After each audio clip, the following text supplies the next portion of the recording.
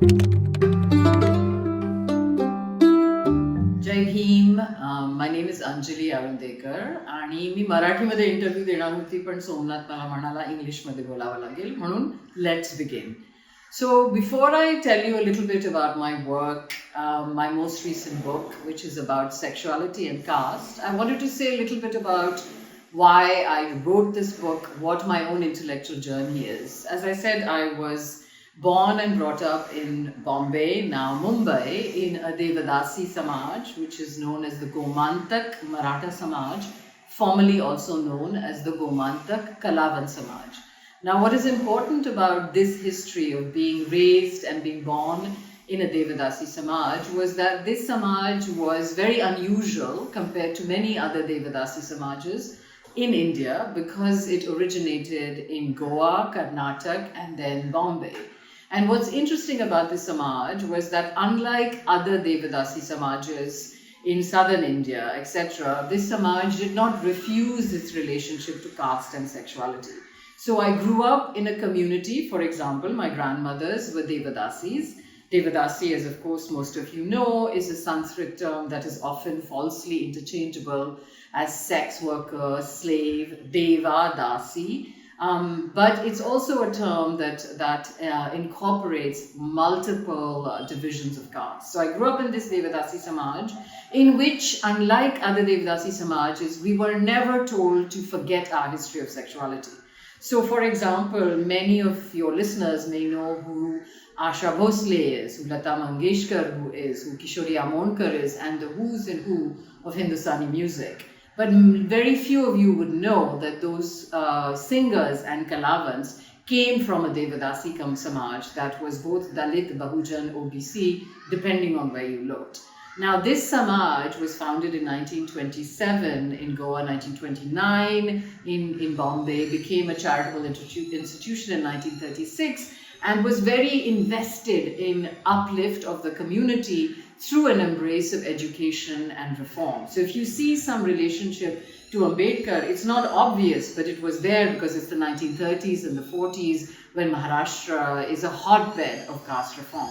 Now, the other important thing about growing up in this community, and this is why my relationship to caste is perhaps a little different, is that unlike my other Bahujan and Dalit kin, who came to caste perhaps through a genealogy of humiliation, oppression, we certainly have that. My parents, who were the first to be legally married in their generation, had long histories of caste humiliation. But because of the establishment of the Samaj, my generation was taught to be very proud of who we were and were taught to take on the Savarna community, the Brahmin community, before they had a chance to define us. So, for example, one of the names that our Samaj was often given, jokingly, which was Bharatati Ek Aggressor Samaj, which is that we were too aggressive, we were too pushy, we were too entrepreneurial.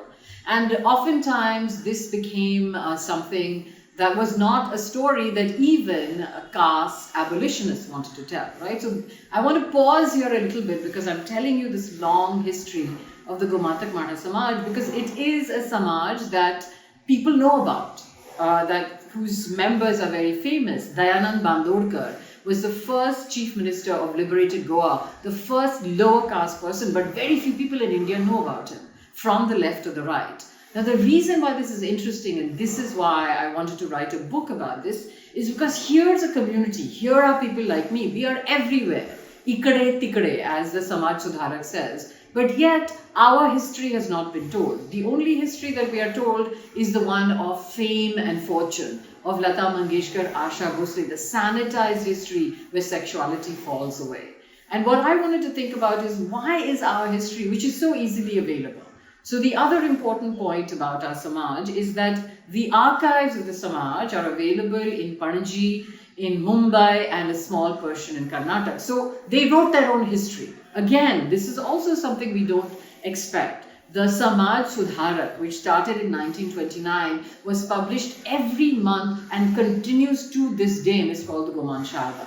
So here you have a lower caste Samaj that writes its own histories, publishes its own work, but yet nobody's writing about this. And this is what became a source of great interest for me. And this is why I wanted to write this book, which is called Abundance, Sexuality's History. Now, there are two Laghu Katha, revolving stories about this book.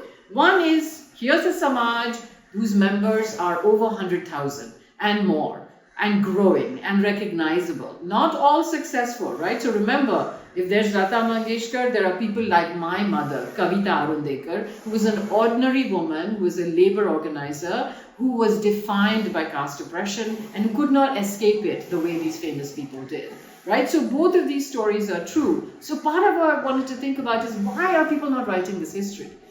From both the side of the elitist South Asian history, as well as the people who are writing about Dalit Bahujan histories. And here's what I figured out. I figured out two important things. One is, we want opposition in a certain script. We want our histories to be lost, disappeared, etc. Not we want, but we expect them to be. When they're not lost, when they're not disappeared, when they are not a paucity, not mired in a logical paucity, they seem less radical. The other important thing about archives and histories is access, right? Now, I know this is part of an Ambedkar project in which you are thinking about how to gather archives of our communities which are not often seen, heard, or available, right? So the important thing that your project is doing, and many of us are doing, is to say, let's bring our stories into visibility. Now, what I'm trying to say is that we have stories that are already visible, are available, are accessible, but we are not trained to look for them because we assume they're always already lost. So what I wanted to do was think about histories of Bahujan communities through a sight line, not of loss or scarcity, but of abundance. What would it mean to begin our histories not with the question of what is lost, but instead to ask what is always there and what is it that we are not trained to see? And that's where I began my journey with this idea of abundance, right? To think about how to unmoor our own attachments to questions of loss. Now, this is not a small thing, because I'm not saying, for example, that caste oppression doesn't exist. I can tell you innumerable stories, for example, of how my father, when he was growing up, was forced to eat in the same plate in which the dog ate when he went to a Brahmin friend's house. These stories are innumerable. But those are not the only stories available. We also have stories of efflorescence, of joy, of refusal, of resistance, and of archives, which are present, accessible, and both those stories are the same. They're equivalent and need to be told. And I think one of the things that I really struggled with, I would say, and it's been a difficult passage of writing, is how to get particularly young Dalit and Bahujan people to embrace their abundance, their bigness, their joy, in as much we have to tell the stories of our decimation, of our oppression, and of our degradation. So that's kind of the journey of the story that I began with. The other sort of point I want to make is that I also wanted to think about caste as a messy, complicated, and not always easy story of oppression. Now, for example, the Gomantak Maratha Samaj, from which I am a member. Now, the term Maratha in the last 20 years has become a term of Bahujan oppressors, right? If you look at different areas of Maharashtra, the Maratha community is oppressing the Dalit community, right? But Maratha, at the time in which this term was coined in the 1920s, was a term that was simply used to bring together regional differences of caste, right? So the messiness of caste is one, that it doesn't always tell the same story. So the question I began with, why has the story of the Gomantak Maratha Samaj not been told? For two reasons. One, it is a story that is not oppositional in a way in which we want. For example, your project is part of an Ambedkar project. My father was a staunch Ambedkarite. We were very well versed in the writings of Ambedkar, but the Samaj was uninterested in forming alliances with other Dalit Bahujan communities. So this is not an aspirational community, right? So if you are a caste oppressed person, you're going to say, yaar, ye kya ho raha hai, right? Why should this samaj be one whose story we should tell? They're only interested in themselves. They're not interested in helping each other. But that is also a story of caste, right? So if we choose and select and tell stories that are only hagiographical. So for example, my book is not a hagiography of the samaj, meaning what? And many members of my community are very upset with me because they thought when I was going to start writing this book, I was going to say, Amse Dhairya, our great samaj, vagere vagere. Ti goshta pan ahe, but there are other stories in here, which is to say this messy story of caste, which cannot be told without a history of sexuality. Why is this story of caste complicated? Because people, for example, in Goa have Brahmin surnames because they took on the surnames of their Yajman. So for example, my mother's maiden name, if you go to Goa with that name, the first thing someone will ask you is, are you a real Brahmin or a fake Brahmin? Why? Because they know of the devadasi pratha, they know of this Gomantak Kalavant and Maratha Samaj, and they know that the very idea of what is Brahmin is always confusing, right? So these are the kinds of messy stories that I was very interested in.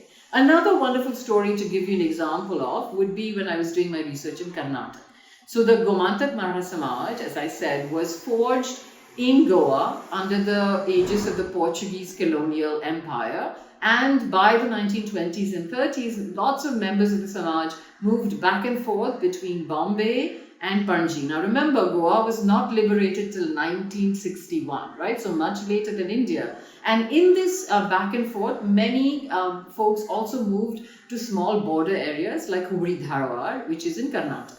So when I was doing my research in Karnataka, and this is just to give you a sense of why this story that I'm going to tell you is a Saubhadra Natak, a phrase that is used in one of the few biographies that's available of the Samaj by a man named Paingarkar, who wrote a biography called Me Kon.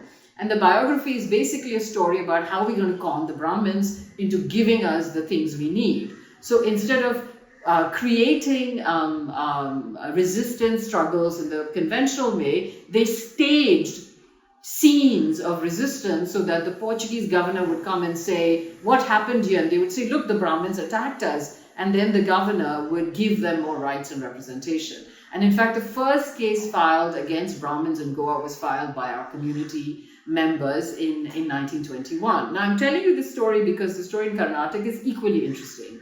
So when I was in Karnataka doing my research, I went to a meeting of the Samaj's collectivity in Hubli, which is not as big as it is in Maharashtra or in Goa. And as every one of you knows, anytime you go to any sammelan in Maharashtra, Goa, Karnataka, people will tell you bhashan diya, give a speech, because they were very proud that someone from our community was a professor, etc. So I was asked to give a bhashan. As I was about to ascend to the podium, behind the podium I saw this banner which said Konkan Saraswat Samaj in Kannada. One of the languages I work in is Kannada, Marathi, Portuguese.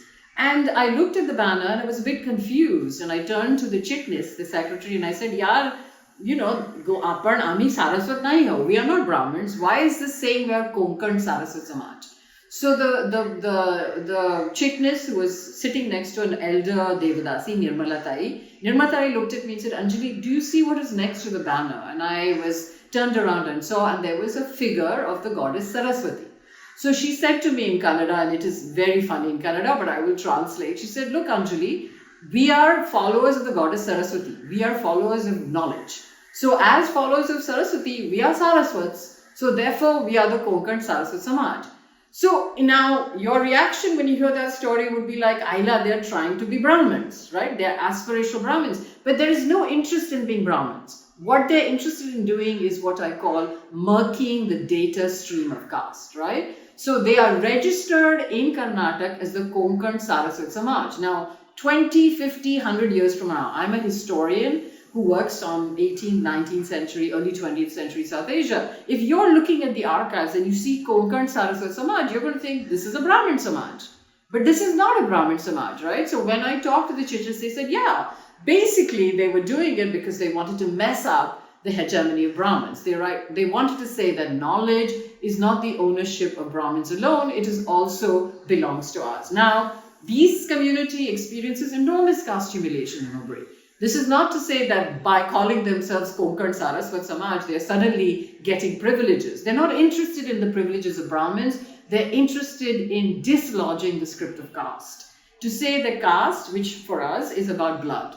How can it be about blood if, for example, my mother's biological father was someone else from her brother's biological father, because my grandmother had multiple yajmans. Now, my cousins, all of us have, some of them are very fair, some of them look like me, nobody's ever going to think I'm a Brahmin, but they also have surnames which may or may not be Brahmin, right? So the whole messiness of caste is part of the story we want to tell. Caste is not something that stays stable. If you go from state to state, the same community can be thought of differently. So part of what I was really trying to do in this book called Abundance is to forge what I want to suggest is a Bahujan historiography. What does that mean? The term Bahu, as you all know or probably have heard, is a Pali term which of course means the many. Now there are many different stories about how the term, there's a man named Fadnis who supposedly coined the term called Bahujan Paksha, and of course it's a term that's mobilized in electoral politics now. I wanted to think about the term Bahujan more as an epistemological term, meaning what? As a term that allows us to embrace the diversity of our histories and to remind ourselves that demographically, Dalit Bahujan people in this country are not a minority. We are a majority demographically, right? We are rendered into a minority because of the exercise of power and because of Savarna hegemony, right? So part of what I want to do was to regroup and say, what does it mean to write a Bahujan historiography?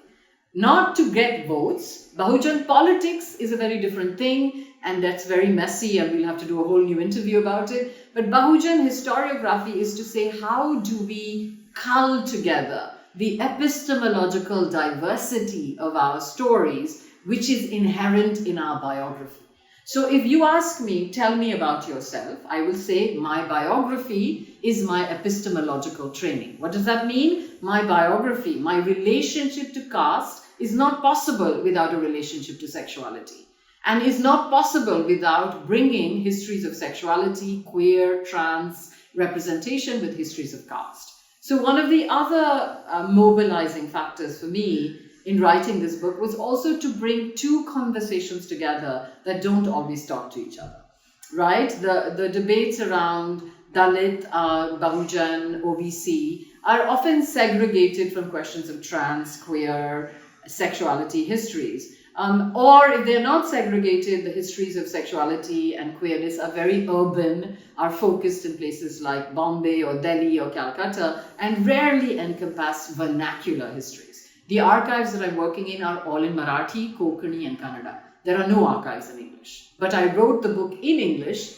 because I wanted to be able to speak to the possibility of what we could learn from our vernacular materials, right? So one of the important things is for us to think about how do we create connecting conversations between different minoritized communities, right? Instead of it being a competition, who is more oppressed, the Dalit, the Muslim, the queer, the trans? What would it mean to think about our differences as non-competitive, meaning as working with each other and as a result of each other? Right? You cannot have Dalit Bahujan freedom without freedom for trans queer people. And trans queer people are as much Dalit Bahujan as are other folks as well, right? And we see this breakdown currently in Dalit Bahujan politics as well, between the divides that are happening between Dalit Christians, Pasmanda Muslims, and Buddhist Dalit Bahujans, and so on and so forth, right? So the insistence I want to make here is that I could not have written this book. I could not be the person I was. I could not think about caste in a radical, insistent, dissenting mode had it not been for my history of sexuality. Another point I wanted to make was the very sort of complicated and often competing responses that I've had since the book came out. The book came out in 2023 in the US from Duke University Press, and the same about a month later from Orient Black Swan in the US, in India. The book has had tremendous response, and it's been reviewed very positively in newspapers, in journals, etc. So I've been very grateful for that response. But what has been very interesting to see is the refusal of a lot of these reviews to deal with the question of sexuality. So for example, in India, most people have focused on the caste question, which is that this is about a Bahujan collectivity, about a devadasi collectivity. It's a story of uplift, which is not. I keep reminding everyone who is bored enough to listen to me that this is not a hagiography. This is a story of a community that made itself self-reliant, but not always in a path that one wants to imitate, right? Because these paths were very complex. Now, in India, the focus has been on caste. But in the United States, and in Europe, because I've given lots of talks and the book has been the foundation of many exhibitions on sexuality in Europe. There was recently a new exhibition that's going to be opening in Norway, which is based on my book. All of these are focused only on the abundance of sexuality. So the segregation, so the idea of abundance has been wonderful. People have embraced that term as a pathway, as a sight line into thinking about history in a much more efflorescent and exciting and joyful way. But what has fallen away on this side of the ocean in India has been the question of sexuality, and what has fallen away on the other side of the ocean has been the question of caste. And therein lies the problem, right? So part of what I want to sort of invite us all to meditate on and think about is when we do our anti-caste labor, or when we do our pro-queer trans labor, why and what do we let go of, and what do we hold on to, and what is lost when we, for example, talk about Ambedkar without talking about the history of masculinity that is present at the time. What does it mean for Ambedkar to be dressed in that way that he is, which many people have written about. My father, for example, always wanted a blue suit because of Ambedkar, right? We talk about Ambedkar, and we talk about Ambedkar's writings, for example, on prostitutes, on sexuality, etc. But we also need to think about Ambedkar as a gendered subject in a time when masculinity was being refashioned because of the forces of nationalism, elitism, education, etc. Right? So similarly, when we're talking about queer, trans issues, both in India, we want to talk about what has happened to the question of caste, right? So when we talk about secular India, for example, right now, this is the question everyone wants to talk about, especially since we live in an authoritarian regime. But secularism in India rarely involves the question of caste. Secularism in India rarely involves the question of sexuality. Right? So how do we get all of these questions to work together? And that's been one of the challenges of when I talk about my book and when I'm asked to talk about it, is people want to focus on one or the other. Someone will say, yaar, caste ke baare mein batao. Or someone else will say, well, you're a scholar, you're a historian of sexuality. Tell us a little bit about how you're writing this history of sexuality. But rarely do they want to hear both of those stories. And as I said in the beginning of this conversation, I would not be able to write this book if it wasn't for a devadasi lower caste history. And the term devadasi is a history of sexuality. It is not about singing and dancing, it is about the labor of sex. All of the women that I write about from the past and the present, are possible because of the relationships they had, coercive and non-coercive, with their Brahmin yajmans, right? So to look away from that history is to look away from our own histories of caste. So that's one of the final sort of reflections I want to leave you with when you think about reading the book and why it's called Abundance. It's an invitation for you to unmoor yourself from your settled habits of reading. How do you read? Why do you read? What do you look for? And what happens when we let that go? What other visions and what other stories come to fore?